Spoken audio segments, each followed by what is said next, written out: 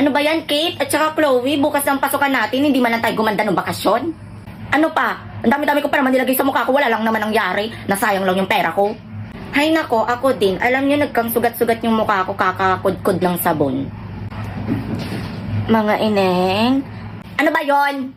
Uy, Kate, huwag kang makiusap ng ganyan sa tao. Sama ng ugali nito. Oo nga, wala kang respeto. Ano po ba manang yung kailangan nyo? Baka may konting pagkain kayo dyan. Baka pwede akong makahingi. Eh paano yan? Ito lang ang meron ako. Isama mo na tong sa akin, Rowena. Yung akin din, oh.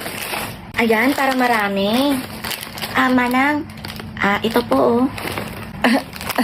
Maraming salamat, mga ineng. Dahil dyan, gaganting palaan ko kayo. Ang taray ni Manang, may ganting pala. Ito ang mahiwagang kwintas. Kapag ito ay sinuot nyo, magiging bago ang itsura nyo. Totoo po